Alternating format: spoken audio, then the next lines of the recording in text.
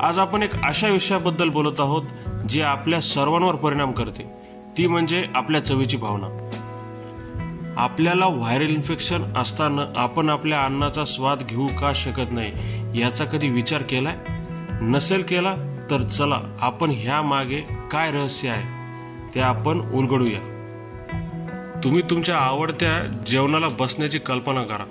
फक्त हे शोधण्यासाठी प्रत्येक गोष्टीची चव आणि सुगंध पाहिजे, पण अशा वेळी तुम्ही चवीन असतात।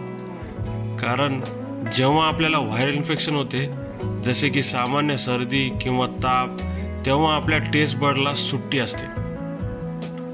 जेव्हा तुम्ही व्हायरल इन्फेक्शनने आजारी असता तेव्हा तुमचे नेसल पॅसेज मध्ये जळजळ आणि ब्लड सर्क्युलेशन होत नाही, त्यामुळे आपल्याला वासाच्या संवेदनामध्ये व्यत्यय येऊ शकतो। आपल्या चवीची जाणीव आपल्या वासाच्या संवेदनेशी जोडून घेतलेली असते। खरं तर 80% पर्यंत जे आपल्याला चव म्हणून समजते ते आपल्या वासाच्या संवेदनेतूनच कळते।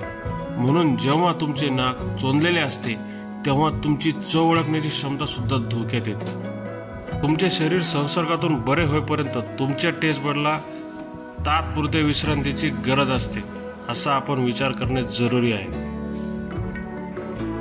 जेव्हा तुम्ही खराब हवामानात असतात तेव्हा तुमच्या जेवणाचा जास्तीत जास्त फायदा घेण्यासाठी तुम्ही काय करू शकता? तर हायड्रेटेड राहू शकता, सूप पिऊ शकता आणि नॉनव्हेजचा रस्सा यासारख्या चविष्ट पदार्थांची निवड करू शकता। आणि त्यामुळे आपल्या टेस्ट बडला बरे होण्यासाठी थोडासा अतिरिक्त वेळ देणे सुद्धा मदतशीर ठरू शकते। शेवटी व्हायरल इन्फेक्शन दरम्यान चव कमी होणे ही एक सामान्य आणि तात्पुरती गैरसोय आहे, पण घाबरू नका। तुमच्या टेस्ट बडला थोड्याच वेळात चव वापस येईल। हर्बल सूप प्या, हायड्रेटेड राहा आणि आपल्या शरीराला बरे होण्यासाठी आवश्यक वेळ द्या, पुरेशी विश्रांती घ्या। शरीर नक्की तुमच्या आभारी राहील।